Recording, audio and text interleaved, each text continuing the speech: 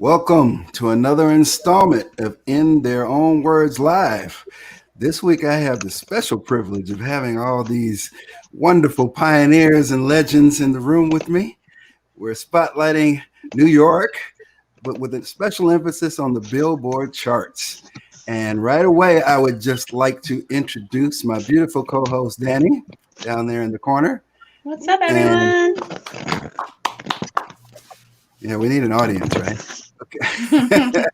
Cue the applause. All right, we're going to get started, and I want everyone to introduce themselves, give a little bit about who you are, keep it brief if you can. We'll start off with my man, David Shaw. You're muted. Let's try that again. Hi, everyone. I hope everyone is well and staying safe, protecting themselves and their families. I started in the music business in the late 1980s. I worked at Connecticut, worked for a station called WTIC AM and FM, and I was a local DJ in the area. I moved to New York 1983, worked for a small label called R&B Records. It was formed by Terry Rossi. And eventually I moved on to Warner Records and Sony Music and been working on various music projects ever since. So I'll leave it there. All right. That's nice and brief. You're probably the briefest one I've had so far. Next up, we have Manny Lehman. Hey, what's up? Thank you for having me. And I echo David's words. It's great to do something like this in the times that we're all living in and surviving in. It's crazy, but music keeps us together and keeps us focused. I have been in the music business for a long time. I started back in Vinyl Mania Records in New York City, way back in the day. And I think 1981 was when I started. But I was an avid club goer since the 70s. I went to every possible major club you can name in the history of disco and the history of house. And I was a Vinyl Mania for a large chunk of time, got to work with every possible DJ you can imagine, from Junior Vasquez to Shep Pettibone to Hex Hector. Everybody came to Vinyl Mania, and that was an amazing thing to do, was to see the streets and the store meet and then go out to the clubs and hear it all. It was amazing.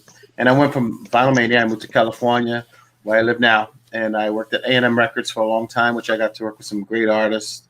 I worked with Janet on the remixes and got to sign CeCe Peniston finally and have a blast there. And then I went on to, and all that whole time I always DJ'd as a way to keep my fingers fresh to the streets. And after that I had a very explosive DJ career and remixing career, which to this day I still enjoy. And unfortunately clubs are closed, so I'm home tonight. But thank you for having me. Of course. Next up, we have my main man, DJ Tony Powell. Woo! Hello, everybody, and I'm glad to be here with you once again. I'm glad to be here with you once again. I'm Tony Powell. My DJ career actually started at the age of 14. Ooh. I am 63 now. I guess my real career actually started in the 80s. My first real club was Catch One here in Houston. And I got my Billboard reportership at Club Studio 13 in Houston. And that would be late 80s, close to mid 80s, late 80s. Had a great time. Right now, what I'm doing, I'm still in the clubs. I'm still pushing the genre forward. I'm mostly playing house right now, probably 80% house right now. And life is great. It's good to be alive. All right. That was nice. Next up, we have the man in the middle, Mr. Bill Coleman. Hey, unmute yourself. Can you hear me? Hey, how's it going, everybody? Very happy to be here. I run a company called Peace Biscuit, which I've had for, it's actually 30 years this year, which I'm very happy to be able to say. Not a lot of businesses stay afloat, so the fact that mine is still standing is great, and it has everything to do with dance music and clubs and DJing. Full support. I started off professionally in the music business, working at Billboard, from 87 to 90 as the dance music columnist and singles review editor.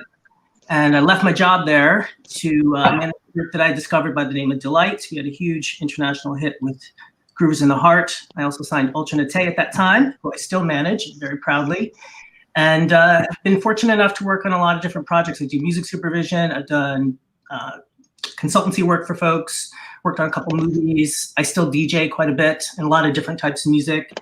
Do some remix consultancy and do some remixing and production myself still. So again, it's all based and the foundation is still dance music. It's still clubs, still people of color. So happy to be here.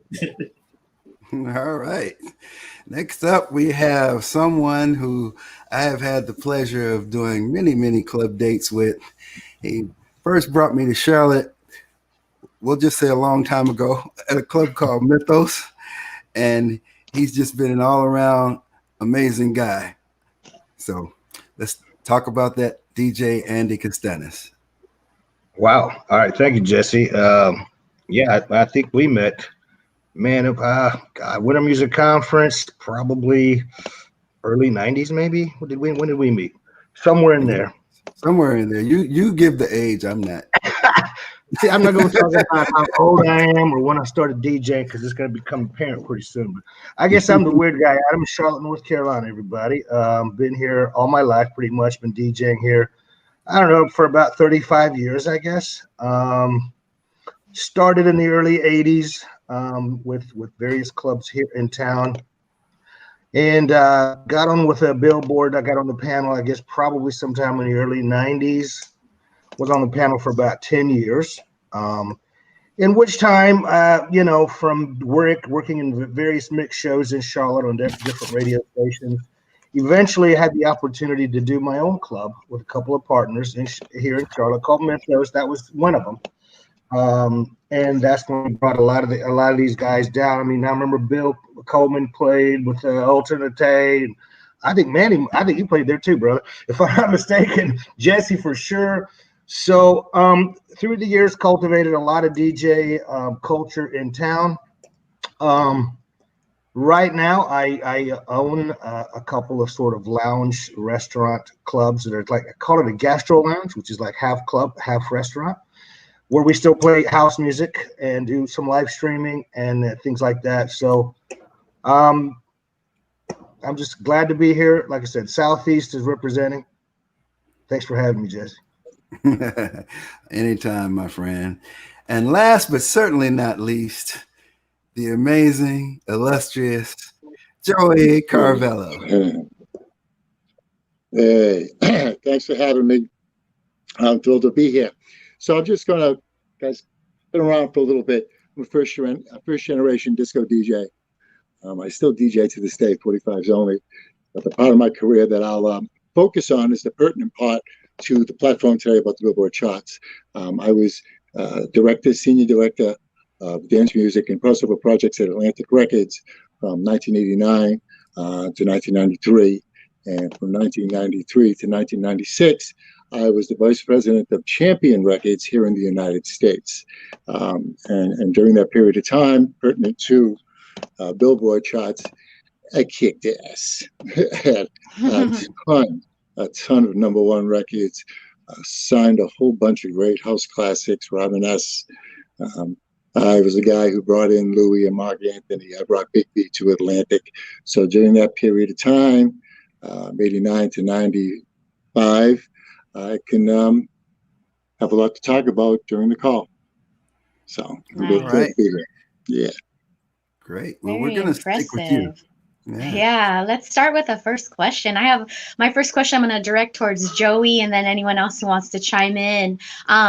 Where in your recollection, can you give me some backstory on where disco came from and what made a song disco? When did it become a genre? Okay. Well, first of all, I started going to what we call discotheques in late 72, 1973. And back then, disco, it wasn't even disco. Those were soul. It was all soul. It was R&B. It was Motown. It was Blue Magic and Willie Hutch and the Tramps and Harold Melvin and the Blue Notes was all R&B records. And there was just this lifestyle disco was more of a type of a lifestyle at that point in time. And I think that the record companies, what happened was the record companies started feeling this presence, this influence on radio airplay in their market. Some of the DJs, especially gay DJs or programmers, were going to the clubs and they were finding these new records. Like Turn the Beat Around, and they heard it for the first time in the club and they started playing. So the record company started getting into it. It exploded with Love to Love You Baby. From Love to Love You Baby, and it took a minute for that to go, man. I was part of that whole thing. Trust me, Donna was a friend. She was a Bostonian, and we tried so hard to get that record rolling. It took a second, but when it hit in October of '75 is when it really, really took off. And that thing, there was, you looked at that and where it came from, and that was disco. It came from the discos. It came from the clubs. We owned that artist, and it showed how strong we could be and how much we could influence radio airplay and sales. That, to me, is when it went boink. Regarding that song, just on a side note, was that a risque kind of song for that era? No, we were playing Jungle Fever by Chakakis. We had some of that sexy stuff, but the tempo was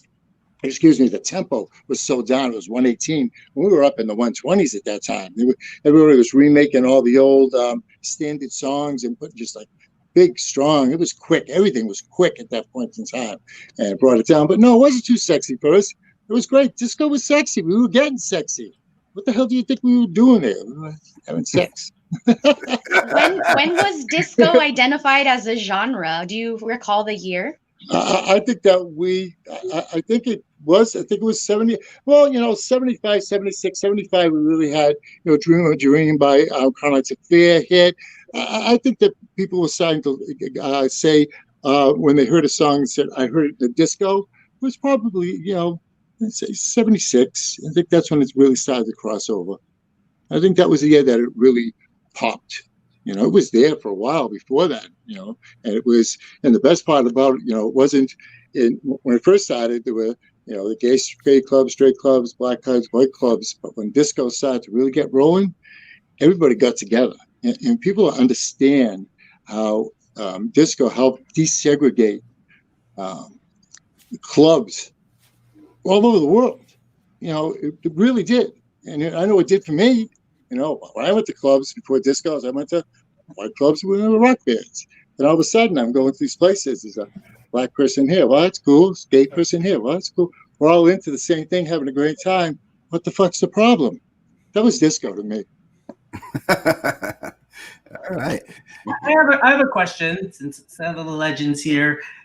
Joey, do you remember when, after Donna Summer, when labels thought they wanted to invest money into this music? Do you remember when that was that an obvious thing, or was it more of a gradual? I think you had Atlantic was very hot because they had a lot of the Tramps and it's the Sledge coming in. Yeah, around that time, 76, 77, when you saw when Chic came around and now started producing freaking everybody, the intent for the record labels to say, we want to go disco was 77. That's when the record labels really saw, look at the fucking money we're making, and we don't have to pay any independent promoters. We don't have to take any advertising. We don't have to do shit. All we got to do is give these records to these guys that are playing these clubs, and we're going to sell. We're going to go gold. I mean, you look at Change, Love is Holiday, that Lower Love album. I'm sure it sold well over a couple million by now, but that went gold. It was late in the game, but that was strictly clubs.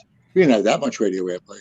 So there was still that power, and the record companies identified that. I believe in 77, they started going batshit crazy and pouring money and starting new departments. I mean, Casablanca was really the one that really said, here we are, we're disco, we're going to spend a fortune to get it done, and they were off to the races, So yeah, when Casablanca reared its head, it was on.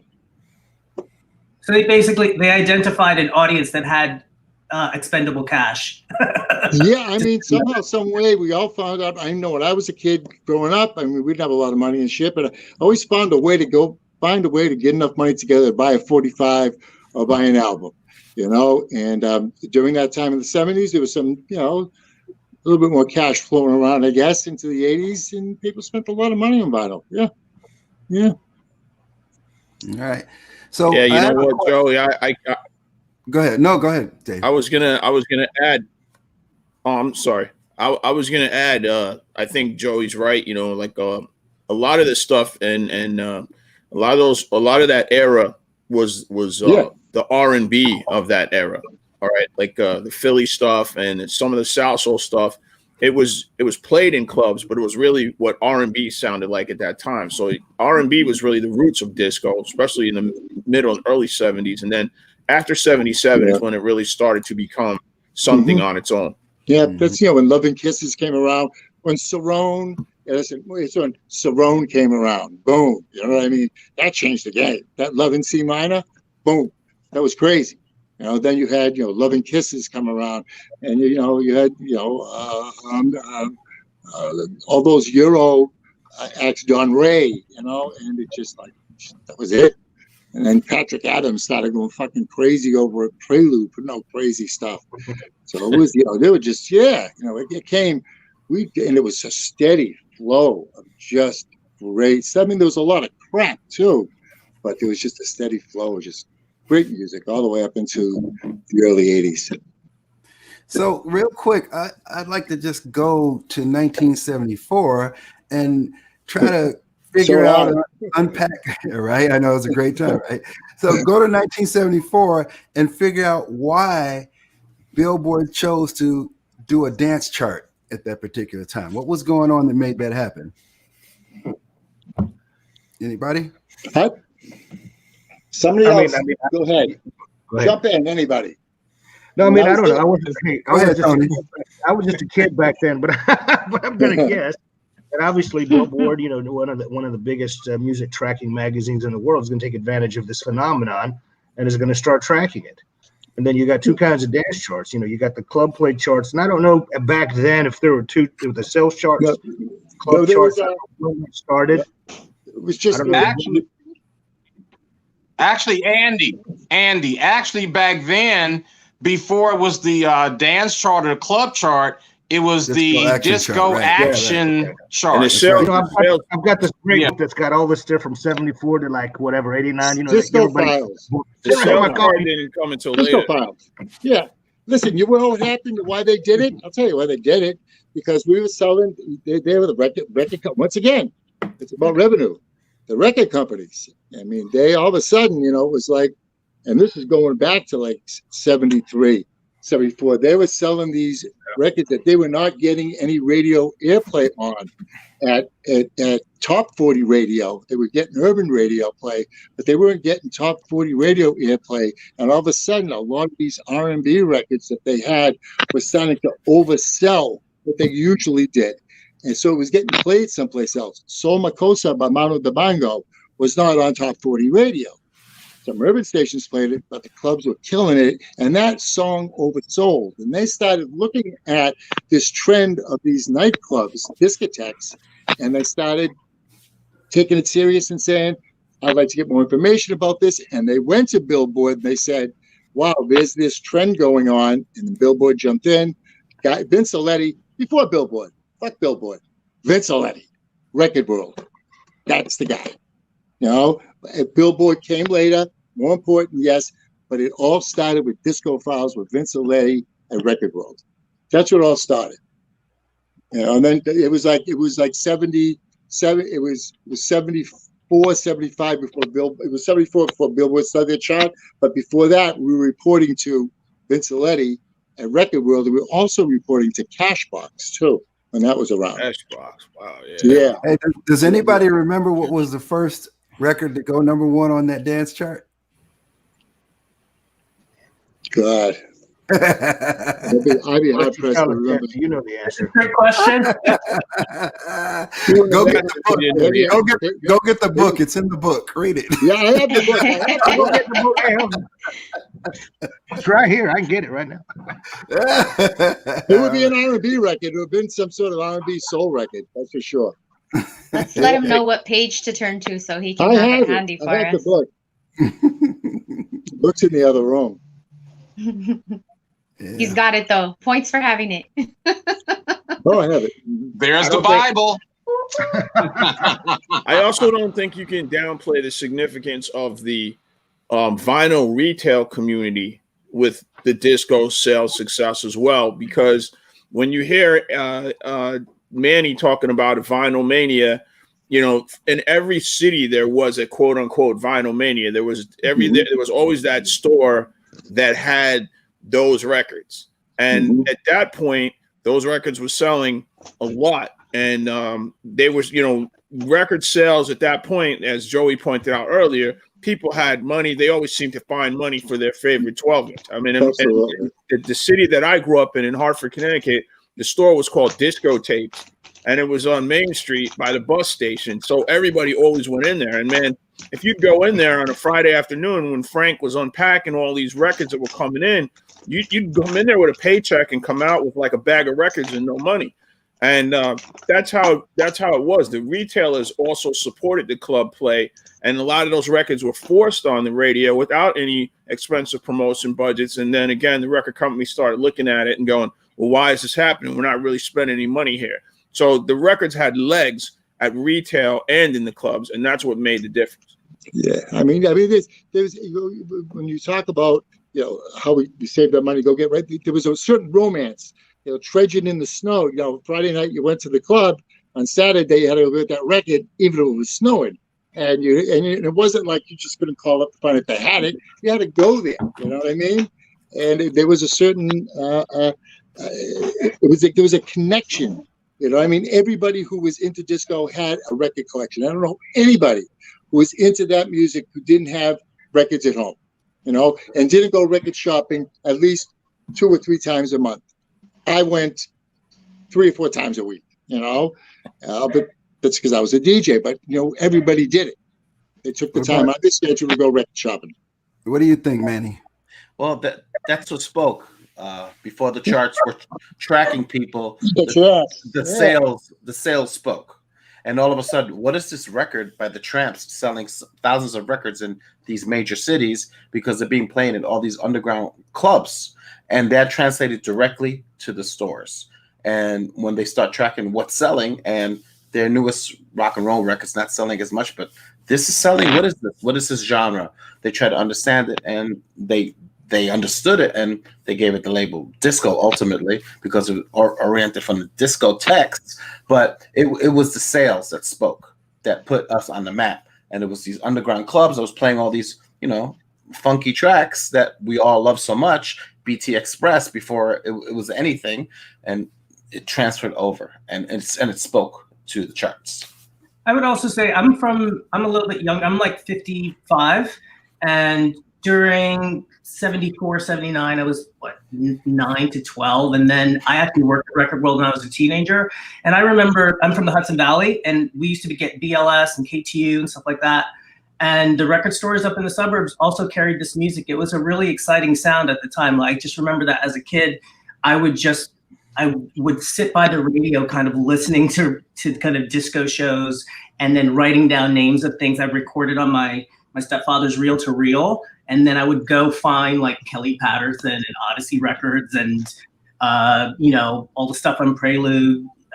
I would literally go to like the record store, and just kind of like write all these names down and find stuff. So it was one of those things that, like, you know, outside of the metropolitan cities, this music had legs kind of everywhere. It really just kind of took over very, very quickly. And when I started working at Record World as a teenager, I was in charge of the disco wall, which became bigger and bigger, pointing out to both what Manny and David said, like the vinyl sales, like in the early 80s, at least, you know, we're going a little bit farther in the date time frame here, like it was really big. And it was, from what I remember, when working at Record World, it took them by surprise because, as was also noted here, a lot of press and promo ad campaigns, all the POP materials were for Hall & Oates and Bruce Springsteen and bigger acts. They weren't really for a lot of disco acts, but I would find in the stores I worked in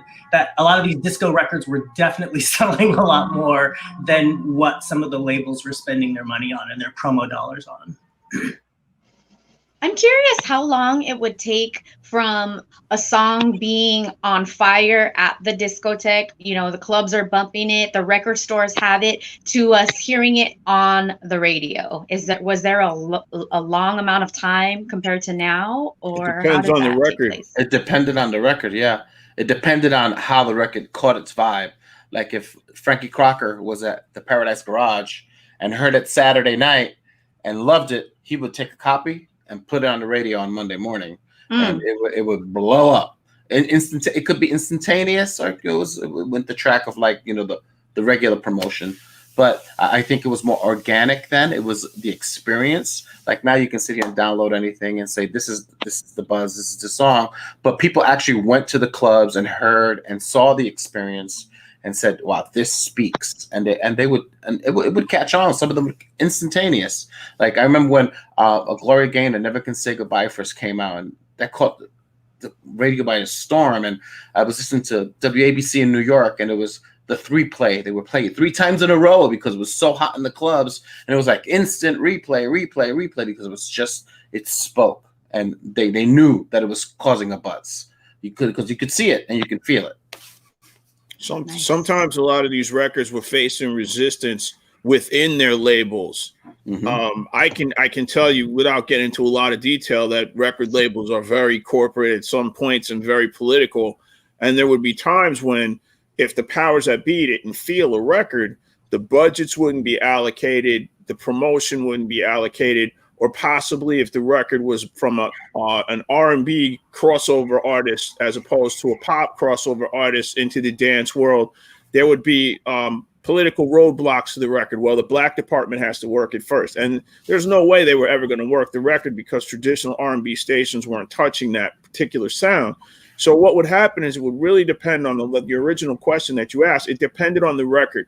I can think of a record which was a pop crossover dance record, Everything But the Girl. And it was literally years from the time that record was started to be played in the clubs until it made its way to pop radio. And it popped in every city a little bit, and then all of a sudden it just blew up nationally and internationally. And so it really depended on the record. That's the answer to your question. Mm-hmm. I agree 100%. Even in the early 80s, back like I remember a record specifically that was on 2 months before it even charted. So what's being played on heavy rotation on New York radio because the DJ played it and was charting nationally on the charts could be two completely different things. You guys had New York. I'm in Charlotte. We didn't have that kind of stuff. So I remember specifically "Don't You Want Me Baby" by Human League, and I was on this record before it hit the charts. I remember it entered the Hot 100 in Billboard, and it took 52 weeks for that record to make it to number 1, if I'm not mistaken. So it took almost a year for that record from the time it hit the charts to make it to the number 1 record in the country. So again, depending on the record, it could be really quick or it could take quite a while. I mean, we know how huge of a record that was. And I was playing that record a long time before it even hit the Hot 100 chart. So, yeah. Wow, fascinating. Thank you, Andy. So I'm a radio DJ / personality in Los Angeles, and I'm fairly new to the game. So I have a question. How do DJs become a Billboard reporter, and what are their responsibilities? How is the chart calculated? Wow. Those are a lot of questions. Yeah, you have to be invited to become. We cannot answer those questions. That's a deep, dark-rooted secret. I was hoping there was an initiation of some sort. I have my blood offering here. Well, there's really no way to answer that because everybody's going to try to get on Billboard and just can't do that. When I actually tried to be a reporter, nobody would give me the time of day for years. And North Carolina, when I was a reporter, only had 2. One in Charlotte and one in Raleigh. So the only thing I remember is that, I was DJing and my light man hands me over a business card. It says Ricardo Compagnoni, Dance Charts Manager, Billboard Magazine. He was scouting. He was in town and he was looking around. because, you know, New York might have 15 guys, Miami might have 12, LA, I don't know how many this got, but the whole state of North Carolina per capita, we only had 2. So when I tried to get on years prior to that, I mean, it was like, what? No, you know, you don't come to us, you know, we come to you.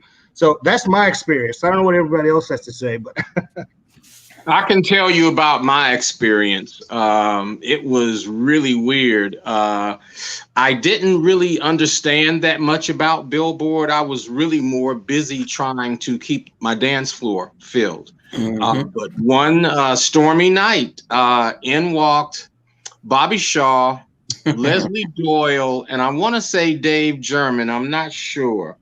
But when they came in, one of our regular clubbers, he came to the DJ booth like his hair was on fire. And he said, the cops are here. Now, mind you, this is a black gay club in Montrose, which is the gay area, and it's predominantly black. But even the white, Asian, Hispanic, they were regulars. So people knew them. So he said, well, the police are here. I was like, well, do you have drugs on you? He said, no. I said, well, what do you have to worry about? Well, as the night goes on, maybe about a drink in, Bobby Shaw comes and stands over by my DJ booth. All right. Shout out to and Bobby. I always kept a stack of lists. I was doing my own DJ list back in probably 85. And so I had a top 25 list I would keep in the booth because people would always ask me, what are you playing? What is this? I circle it for him on the list, hand him the list, off I go. Well, he picks up a list. He's looking at the list. And at the time, I was playing something I had just gotten. It was Alexander Robotnik, Troubles d'Amour, Problems d'Amour. And he was like, what are you playing? I said, well, this thing I got from Italy. It's, you know, but kids were going crazy. They were losing it. And so at the time I was just really busy. I was concentrating on my crowd, the dance floor, the bar, everything else was going on. And he says something to me to the effect of, would you be interested in Billboard magazine? Bop, bop, bop, bop, bop, bop, bop. It went by real fast. And I'm thinking to myself, is this guy really trying to sell me a magazine subscription while I'm playing in the DJ booth? But he had my list. He had my phone number. And he called about 2 weeks later, possibly, and explained everything to me, made me an offer. I took him up on it. It sounded really interesting. It sounded, it was brand new for me. I mean, coming, and I'm thinking I'm just in this little black gay club. Nobody's paying attention to us. But I was breaking music, and not just in the black gay club. I was working at a straight club as well. So I would weave stuff in that I could, you know, but I was breaking stuff up. And so I guess from that day on, I guess the rest is sort of history. But I had always wondered as well, how do you become a reporter? And just like he said, they come to you. Cool. Awesome. So it sounds like you have to just be on top of what you do passionately anyways. Like I bring a lot of new artists, I bring a lot of new exclusive music. So over time, even though I think certain powers that be might not be paying attention, they might be kind of biting my style, and maybe eventually they'll come to me and say, hey, is that Danny, did I interpret that right? Yeah, back, let's say when it first started in the clubs, when the clubs were really breaking records, you had to work a certain amount of nights. You had to be a certain amount of capacity in your club. They would weigh you. Like I was a 6-point Billboard reporter. I worked 4 nights a week. I worked in one large room and a small room 3 nights a week. So the bigger the club, the more people you had, the stronger your weight as a reporter. And that's how it first started. The reason I got there is because they were looking for reporters that have been working in clubs. So it was a little bit different back then. I don't know what the criteria is now, but back then you had to work so many nights, you had to prove it, and you had to have a certain amount of capacity. You had to work weekend nights. Yeah, Joey, you sound like you're in a tunnel right now. I don't know what happened to your mic, but Danny, I would also say that hello? When I worked there, and I think this is also when Tony may have been added, the Billboard chart panel and it's not gospel, this is just my opinion, is really based on whoever's the chart manager at that time. So if you have a chart manager, and during my period there, it was Sharon Russell. Sharon was very cool, very open to lots of different types of clubs and different types of DJs. So her panel was very varied. It's yeah, I love Sharon. That was my girl. Yeah. Definitely hats off to her.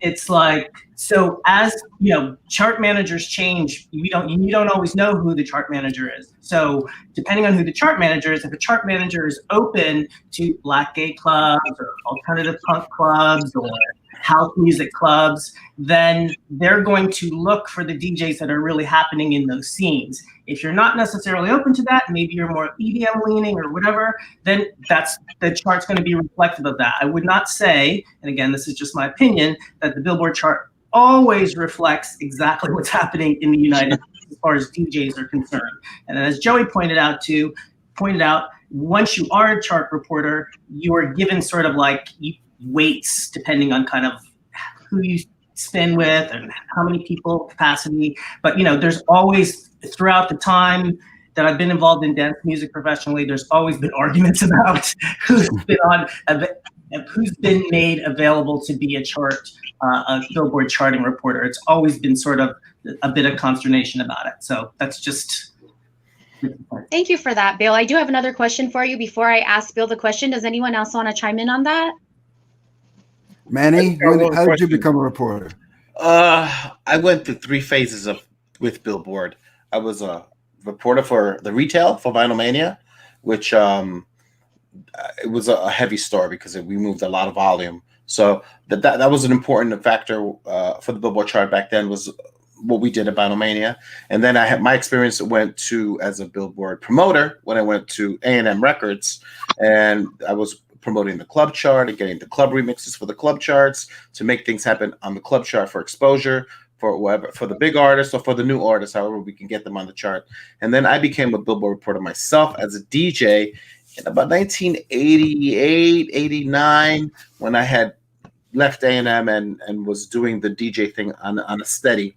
I had been asked before, but I thought it was a conflict. I just wasn't ready for it because I knew it was a commitment, reporting every week, all that stuff. And I was just like, okay. But at that point, when they asked me to do it, it was like really important to me also to share everything that I was playing everywhere onto my top 20, whatever it was at that time. And and I've been a Billboard reporter ever since then. And I was asked. You get invited. They look at you. They look at what you're doing, your following, the buzz. The promoters talk about you. However it is, it comes into light into them. That how it pays forward. So how many years have you been a reporter? Myself as a DJ since 1988. Wow. Still. Congratulations. I know, right? Well, once again, we are live with In Their Own Words Live. These are real stories, real people who lived it, loved it, and discovered it along the way. We are halfway through, and this is already amazing. Just talking to you guys. I mean, I know pretty much each and every one of you, but it's still a pleasure after all these years. We don't get to see each other that often anymore, especially since Winter Music Conference is down. And, back in the day when we had New Music Seminar, and, this whole pandemic quarantine, man, is just throwing us off. But the good thing about it, there's only one bright side to it, is we all get to do a reunion right here. And this is amazing. It is. Amen. Yeah. And I'd also like to say that in my book, In Their Own Words, Tony Powell is actually featured. So Volume 2 is coming along, and I'd like to ask each and every one of you to contribute your story to Volume 2, because everybody's journey is important. That's why I do this. Sure. Take it away, Danny. Yeah, so I'm going to continue because I'm really interested here. So Bill, who picked the songs to be reviewed for the chart?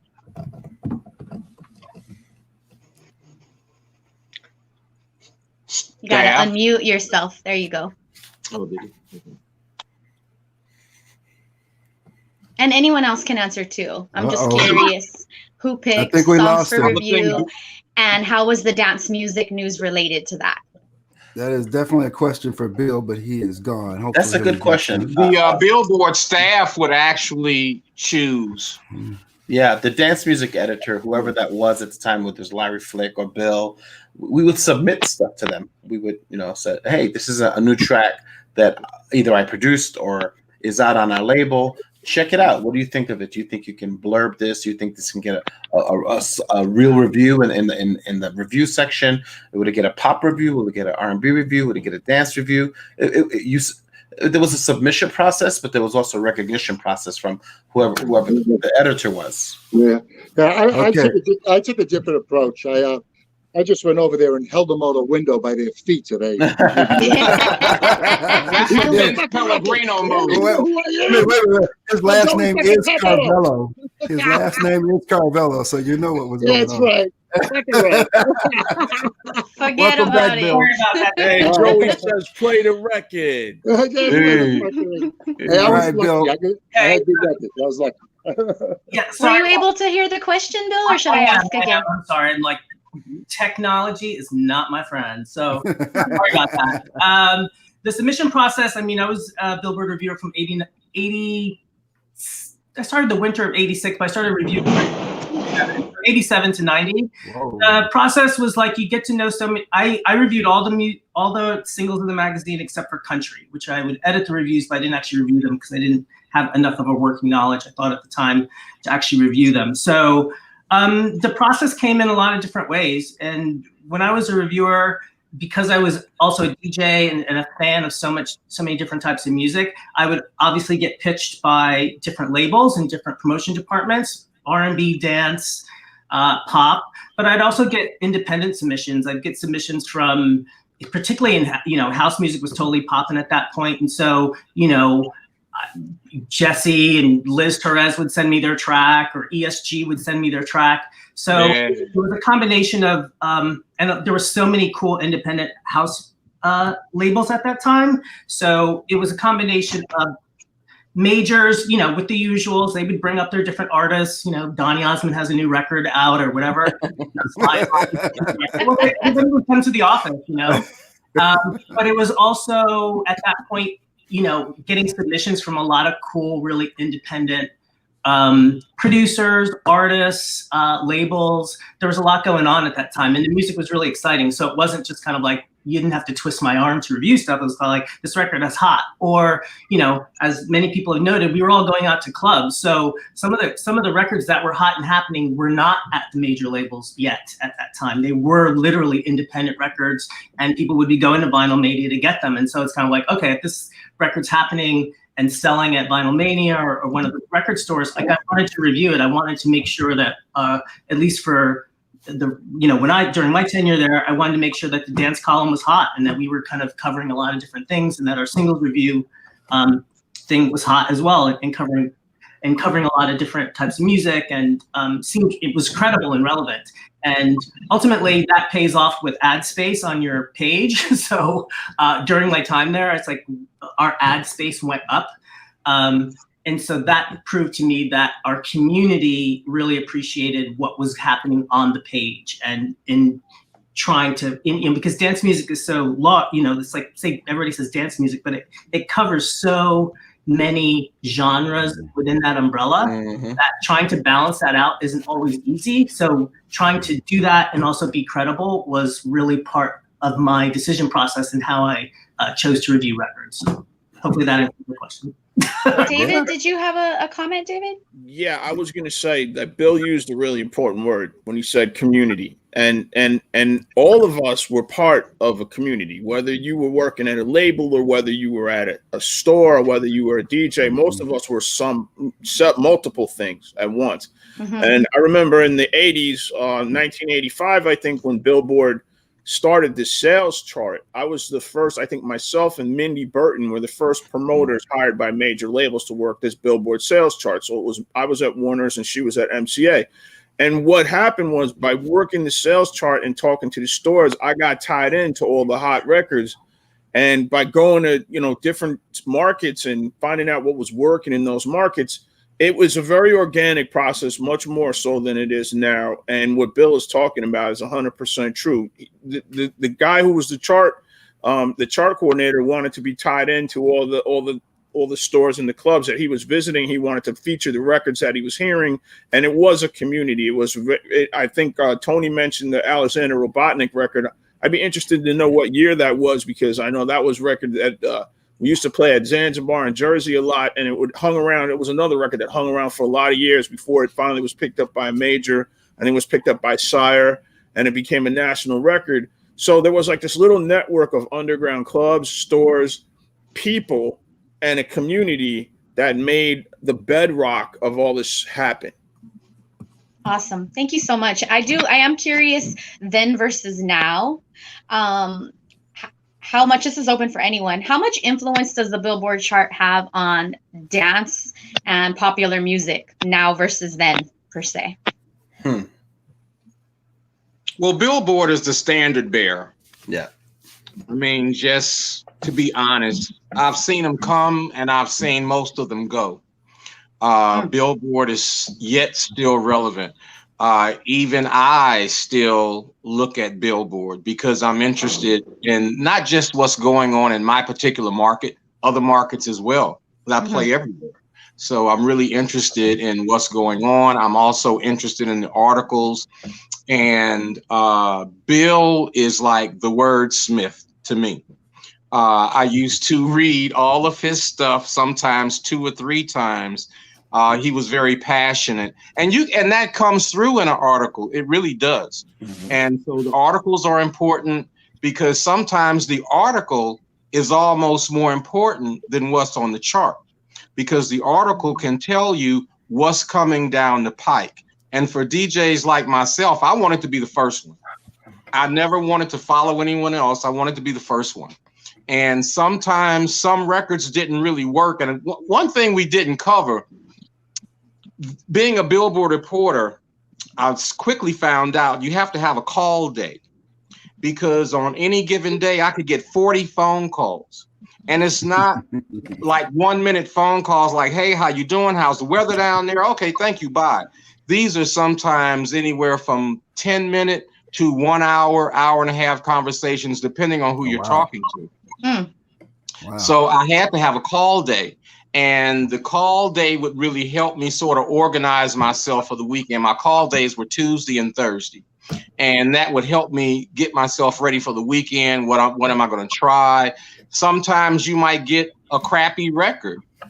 Well, if it's got an acapella, guess what? It's going to be a hit on my floor. And any record that I've ever charted was a legitimate chart. Even if I had to put my own remix or my own spin on it, I would make it work if I really believed in that record. And especially when it came to house, because house was new.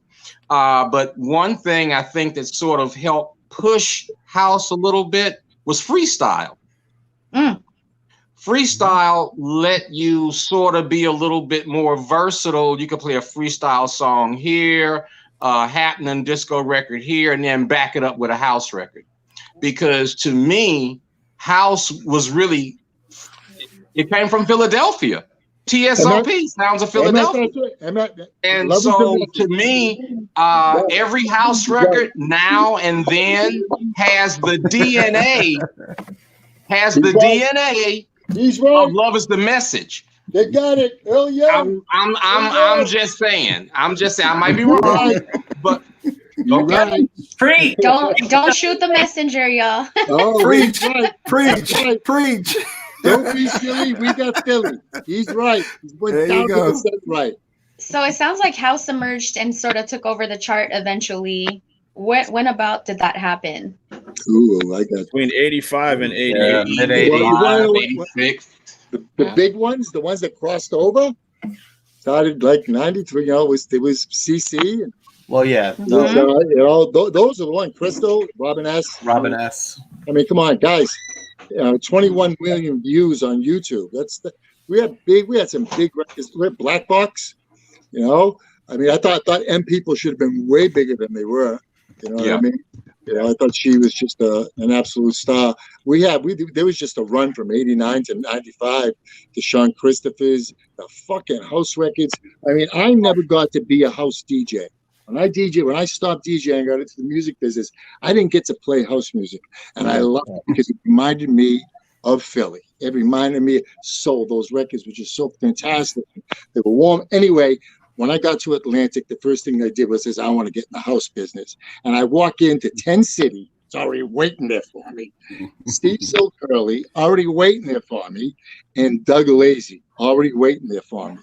And from there, we just it was Robin and Clubhouse, and but I was so into everybody else's though. Like Black Box was so amazing. What a run between that 89 to 95. It was just the most magnificent for me, the time for dance music for me. And I'm first generation, that was the most magnificent time for me. Well, it was a time. When you said, I would also say that the international respect and reverence for house music came around that time, and people sort of all of these hits and stuff that Joey's talking about. Well, that was a time when house music threw it back to us. They threw it back. We finally, it was ours, and they threw it back. They used to have it first, and then we throw it back. They threw it back to us. Well, and didn't the UK have something called glam rock back then around the same time? Yeah, I don't know what the hell that was now.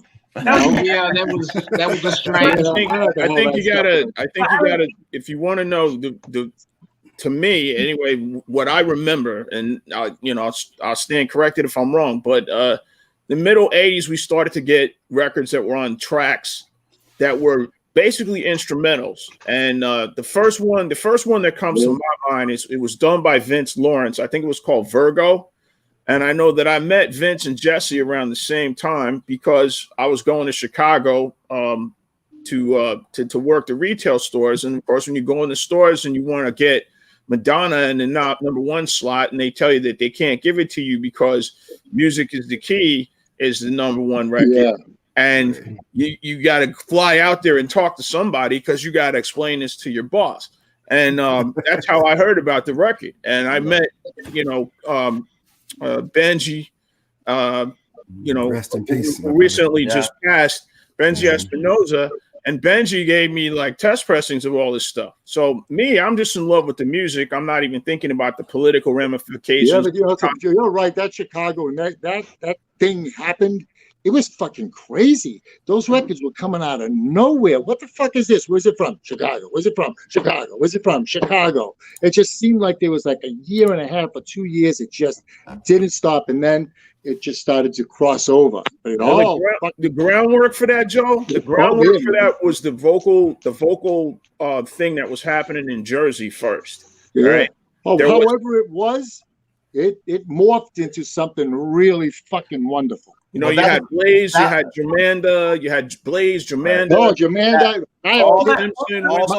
One of my favorites. How about Kim Sims, Too Blind to See It? All my favorites. Yeah. All those house music in the mid-'80s was the foundation of when the major labels started picking up these records for that great run from 89 to 95. Yeah. Because all those JM Silks and Marshall Jeffersons built the foundation of the house that translated to taking it major. That's how CC. Absolutely. That's how that path happened. Okay, I have one thing to say before you go any further. We are going to Baltimore next week on Sunday, and we've got to talk about my Basement Boys, DJ Spin, Teddy, all of them, and Crystal Waters. What was it like when those records came out? Wow, Basement Boys, boy, they got fuego for a minute, man. They just touched everything they touched was great. They were a couple of wonderful kids. Well, I'm going to say I think Ultra was probably the first house music artist to have a major label deal because I think she was signed in 1989, but it was in the UK. It wasn't domestic. Eternal, right, Bill? Yeah, Edge and Cynthia Cherry. So that to me was like a real turning point because it started to legitimize house music in sort of a different, it was more than just tracks or hot tracks. Yeah, absolutely. It was like, oh, we have artists here as well that we can start to lift up. So the Jamandas, the 10 Cities, all that started to come as well. But I think when you talk about the Basement Boys, I believe, and again, not gospel, but I think the Ultra was probably, if not the first, one of the first to be signed to an album. I mean, she was signed to an album deal. It wasn't just a singles deal. She was signed to an albums deal, and we put out her debut album in 1990, I think. So, so it's just one of those things where it builds from there. And as far as the Basement Boys are concerned, that's another prime example of like, somebody being independent, like a group being independent, fueling sort of the genre itself, and like it just catching fire. And it's just, at some point you just knew they were going to hit pay dirt. And then obviously eventually they did with Crystal Waters. Mm-hmm. Yeah, I'm loving what DJ Spin is doing right now, man. His label Quantize. My global house show, I probably play half of the songs every week are from his label. Spin is dope. Yeah. The Baltimore scene is still very important and relevant. I mean, the Baltimore club stuff is still popping. Really, I mean, I was there right before all this, and man, the town is still, and loving underground dance music, the Baltimore club sound, DJ Flag, all these other guys that are doing incredible. They do a lot of vinyl nights too. They do a lot of vinyl nights, a lot of 45 nights. Dope. Yep. And there's a lot of soul in that music. It's not so techie and dry, and it's the thick bass, and it's those streaming vocals. It's the stuff that it's a throwback, but it's a push forward at the same time. Yeah. I like that. Speaking of throwback and push forward, in this time with the information available at our fingertips and the way that we have access to new music, would you say that the Billboard Dance Chart is still relevant to today? Or is it less relevant? It's not relevant. There's no clubs open right now. So yeah. It's kind of like on fucking hiatus, and I'm really curious as to see how it, you're going to lose unfortunately, some clubs are going to close. So there's going to be a transition. And if I think I'm right, because I'm still in the club business, I'm very active in that area. I haven't been since the pandemic. But this small size, the whole fucking, bottle, champagne, bottle and wine, that thing is going to be gone. And I think you're going to have to see DJs are going to take residencies again. Like the old days, you knew if you're going to go here, you're going to see Junior, here you're going to see Louis. Over these past few years, that we're all over the place as DJs. I think residencies are going to come back. I agree. The reality of the money that some of these other people that I don't even think they're DJs, they're just fucking programmers, God bless them. Mm-hmm. I think those days are just about dried the fuck up. I think it's going to come back around, and it's become the word everybody's been saying tonight is organic, and it's going to become that again. I think. Yeah, I was living in Vegas. I was living in Vegas for a while, and when I first got there, they had started all this bottle service, and the dance floors got smaller and smaller and smaller until they were basically non-existent. And all they wanted you to do was buy a $5,000 or $10,000 table, and they started paying these ridiculous DJ fees. Now, don't get me wrong, I'm a DJ. If somebody wants to pay me $100,000, I'm going to take it. But at the end of the day, I come from an era where I was in a closet somewhere, played for 8 hours, and barely made $50. So for me, it was kind of like I used to blast them all the time. And I just did a story for EDM.com actually about this whole thing. They asked me what's going to happen to the state of festivals and clubs, and I said the same thing you just said. It's going to go back. I'm telling you guys, that's right. Stay young. Hold on to your fucking vinyl. They're going to come and dig us up. You know what?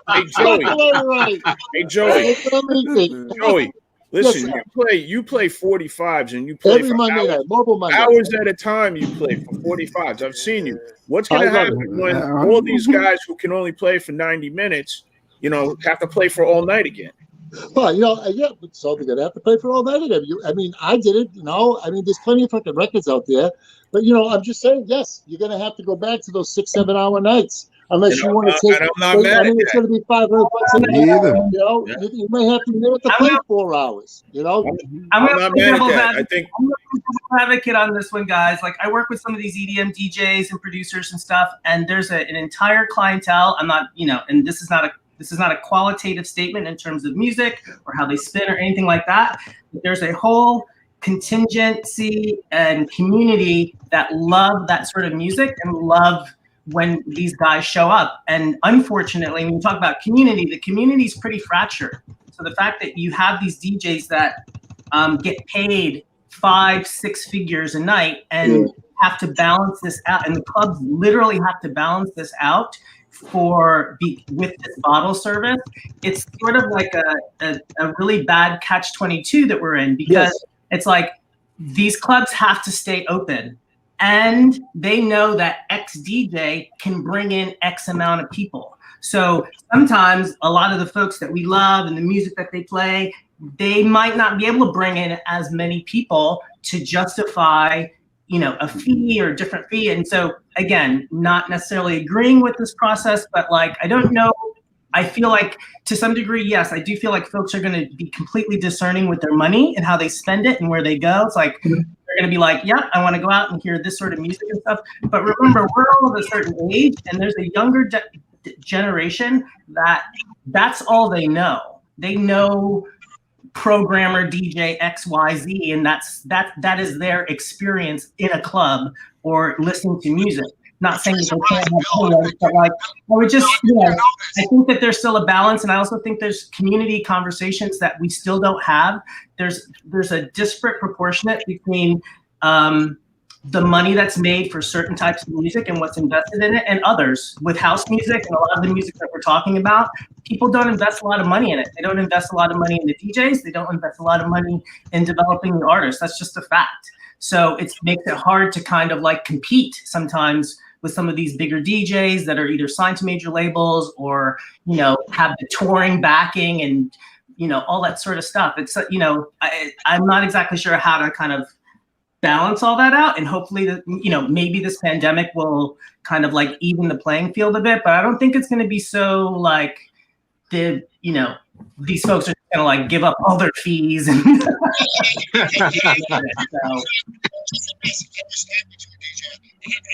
All right, who's got the echo?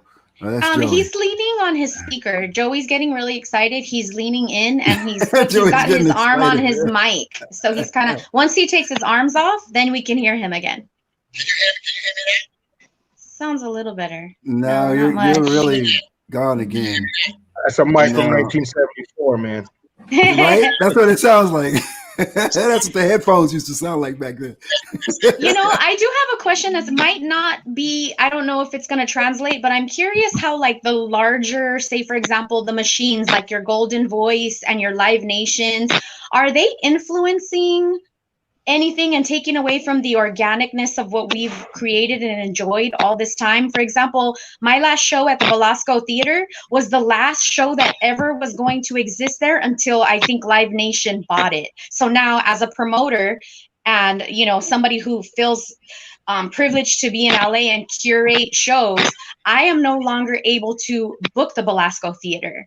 I had the last organic show there. Do you feel like these large powerhouse kind of I see them as like machines? Yes. Are they influencing the organicness of our music?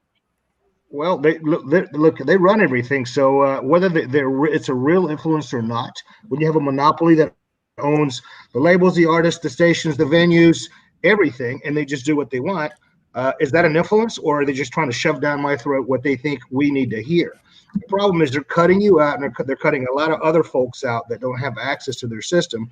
And if you're not on their side, they're gonna snuff you out. So it's really like the music mafia, the Live Nation and all that, those kind of companies. Actually, they're the ones that pretty much run the whole everything. So I'm not sure if they're influencing or if they're destroying what we've created organically all these years. Everything that we've tried to do with the clubs and the things that we're doing, and all the people that are right here, the corporate structure is really not part of that anymor. They're out there on their own. They're kind of turning it into a Walmart. Yeah, they're out there on their own. So yeah. Well, let's resist. If they got something you want, they'll find a way to make it happen for you. But if you're not part of what their vision is, and you're in the underground or out in the left field, you're out of the cold until you become relevant in their perspective. Mm-hmm. And it may be opening for the right DJ, and all of a sudden you make noise, and you're like, "This? How long have you been in the business?" "So I've been doing this for 20 years, but thank you for the shot."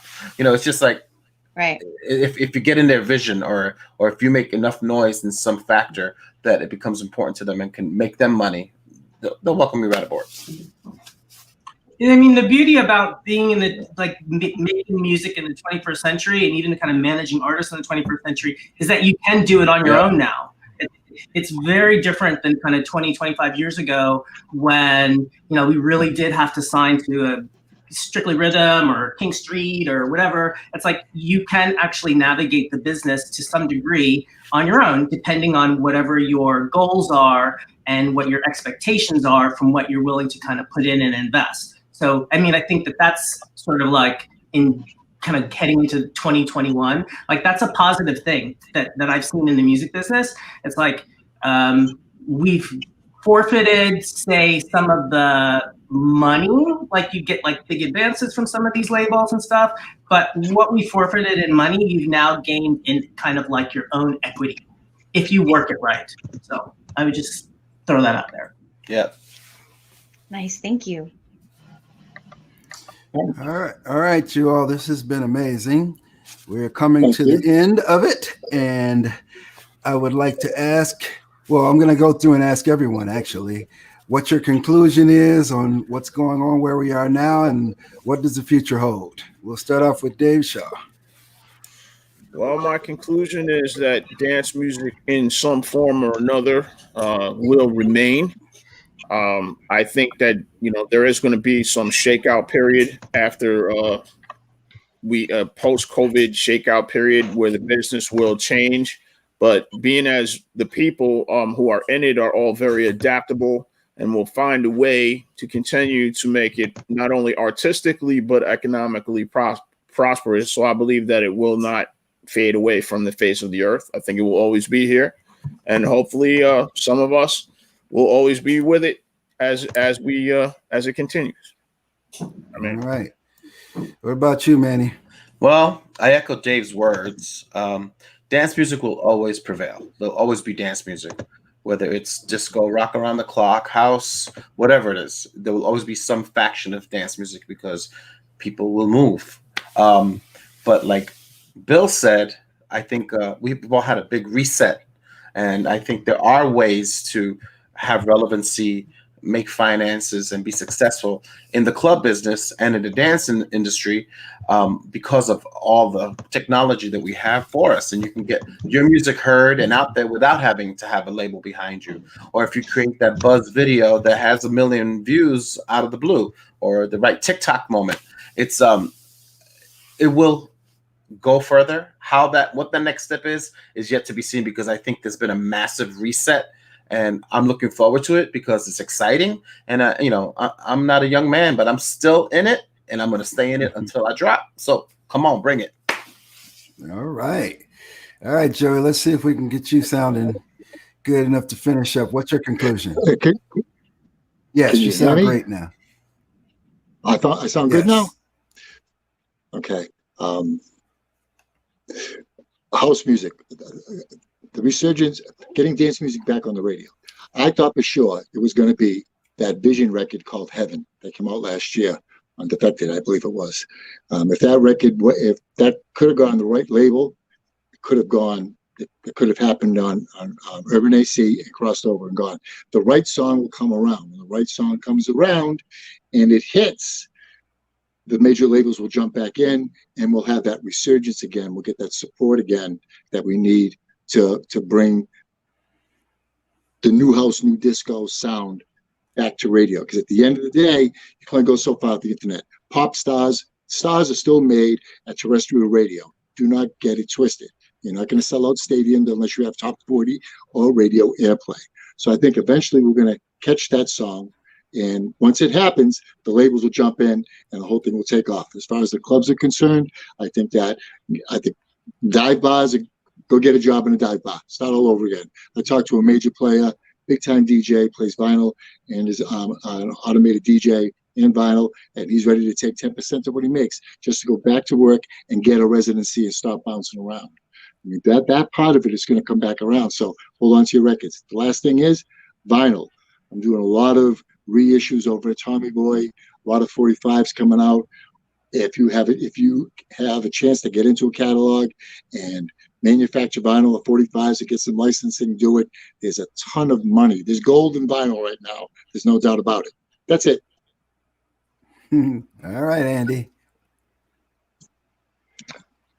Who, me? Yeah, sure. Yeah, I agree with a lot of stuff of what Joey said, what everybody else has said. And, as far as the charts goes, as far as club reporting DJs, that's going to change because clubs have been closed. The DJs aren't reporting. I think that promoters and labels are going to continue to look at online DJs and streamers and things like that. So some of that is going to change as far as how we track music. The most exciting part about what I think is happening is, what I've been trying to do during this time is to sort of learn and see what's happening and how we can take what's happened now, let's say this time next year, and how do we benefit from what we've learned. I mean, the people are going to be ready to party. There's no doubt about that. It's going to get crazy. I think that the return of the underground is imminent at this time next year, at which, I'm a child of the underground. We talk about radio, we talk about mainstream, but I think all of us like the underground house sounds and those things that eventually become the radio and become mainstream. But I think that this is the return of the underground. I think that the underground clubs are going to flourish. I think people have had it. I think all this, they've been cooped up for so long, the mainstream, the information, all the crazy stuff that they've had to look around them. I think hopefully they're going to be ready to shed that and get real and get organic and go back to the clubs and to be with other people, to be in close quarters when it's going to be possible, hopefully by this time next year. So that's what I hope for the future. That's what I see in the future. And that's what I'm preparing myself from. Because like Manny said, hey, man, I might be getting old, but I'm still in it and I'm going to stay in it. And it's time for us to take advantage of the lessons that we've learned during this pandemic and how we can improve dance music and house music and how to project that attitude to the people on the dance floor, to everyone else. So that's my take. All right, Tony Powell. Yes, 2020 has been a challenging year. I'm on the same page with Andy. I don't think house is going to fade away or disappear or evaporate. I think it's here. I think it's here to stay. We have a very active house community. Matter of fact, Mike Dunn is here this coming weekend. We have him coming down this coming weekend. So I think underground is here to stay. I think in times like these, we have winners and we have losers. You have to decide, am I going to be a winner or am I going to be a loser? And we were so determined to continue to DJ and entertain. I mean, I've only done maybe a grand total of 6 events, be it outdoor or virtual. I've only done about 6 events this year, but this year we started an internet radio station, Blended Radio. And so we intend on pushing the genre forward. It's a dance radio station. This month we're playing all Christmas music, but it's a dance radio station. And that's what we predominantly do, is house and techno. So I think 2021 is going to be great. I'm really looking forward to WMC. I'm looking forward to Ultra. I'm looking forward to 51st State Festival. I'm looking forward to ADE. I'm really keeping everything crossed that next year is going to be a better year. And we're going to all get through it, and we're going to all get through it together. All right. And you, Bill? Hey, I would agree with, I feel like, because we have had this quote unquote reset, people generally will need to party and dance and move. And if you just look throughout history, the pandemic of 1918 was followed by the Roaring 20s. So I feel like we're about to have our own version of a Roaring 20s when people are able to come back out. And the thing with dance music and where it was heading before this happened, people were already sort of getting a little weary of sort of the EDM sounds and sort of the major label and festival sort of force feed that we were getting. So I'm really hoping that this does sort of like balance things out. Again, not making any sort of qualitative judgments on the music, but it'd be nice to have a little bit more balance and bring back some of those underground sounds. I think people need it, they want it. And the thing with house music, which I've always felt, it speaks to the soul, it speaks to the spirit, it speaks to people in a different way than other sorts of dance music does. And lastly, thank you for having me be part of this. And also just, just spread good vibes and energy. And I think that house music and dance music in our community generally does that. And that's sort of my consistent mission. You know, it's like, just recognize that you're standing on people's shoulders. There's a lot of history, a lot of legends, a lot of folks that are still around, some folks that aren't with us anymore. So I'm never lost on that whenever I'm DJing or helping other people make records or promote records and stuff. I think it's just, you know, I wish for our community just to be a little bit more like, you know, I'm standing on some big ass shoulders right now. There's a lot of people that came before me. So I don't take it for granted by any chance. So I pass that along to whoever wants to hear it. Thank you. All right. No, of course. Great advice. I'd like to thank you all. This has been amazing. Hopefully it doesn't take something like this to get us all back together and we can just do it on our own, because this has been amazing catching up with each and every one of you. Some I haven't seen for 20 years, and that's way too long, man. Way too long. But again, we're live with In Their Own Words Live. That is my book that came out in June, and thanks to you all, it was #1 for 7 weeks. It's amazing. Volume 2 is going to be even better. So without further ado, next week we will visit Baltimore, which should be amazing unto itself. And again, thank you, everybody. You all are amazing, and hopefully a better 2021. Lots of help to everybody. Bye-bye. Thank you all. Stay healthy. safe. Yeah, take care, guys.